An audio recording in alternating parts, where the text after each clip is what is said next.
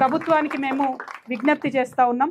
ఇవాళ మంచి రోజు, తెలంగాణ రాష్ట్రం సాధించుకున్న రోజు కాబట్టి ఆ అమరవీరుల స్ఫూర్తితోని, ఆ ఉద్యమకారుల స్ఫూర్తితోని తెలంగాణ రాష్ట్ర ప్రభుత్వం ప్రొఫెసర్ జయశంకర్ గారి విగ్రహాన్ని హైదరాబాద్లో తక్షణమే ఏర్పాటు చేయాలని డిమాండ్ చేస్తూ ఉన్నాం.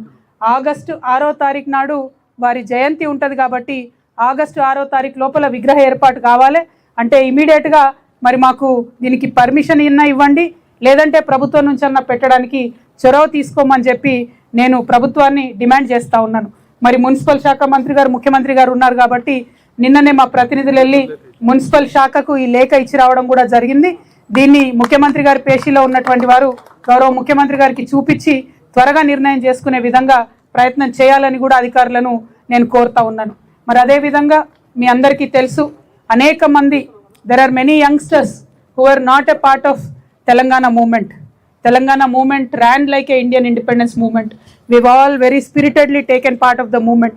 The youngsters who are right now, who probably were just a toddler or even a very young 4th or 5th class students, I want to request to all of you, today the Telangana that you are enjoying, that is because of the many sacrifices made by people across Telangana. June 2nd is not a holiday. June 2nd is a celebration of the sacrifices of all those very strong souls who gave you a beautiful state. You never faced the discrimination. You were never heckled for speaking in your own dialect. You were never heckled. You were never treated like a second grade citizen, because by the time you came into school or college, you have a free state, you have an independent state, and you could speak your mind. But I want to appeal to the youngsters that one should know their history, because knowing history is not living in the past, but it is understanding the cost of the present. That way you can in a much more deeper way, you can appreciate what we have.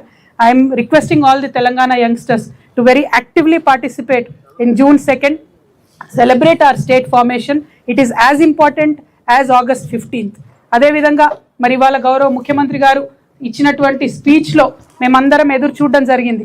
ఉద్యమకారులకు ఇచ్చినటువంటి మాటలు వారు ఏమన్నా నిలబెట్టుకుంటారేమో, ఏమన్నా విస్పష్టమైనటువంటి ప్రకటన చేస్తారేమో అని ఎదురు చూసినాం. కానీ అదేమి జరగలేదు.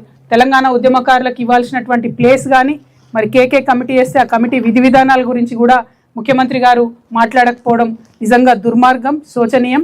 మేము అందుకనే తెలంగాణ రక్షణ సేన నుండి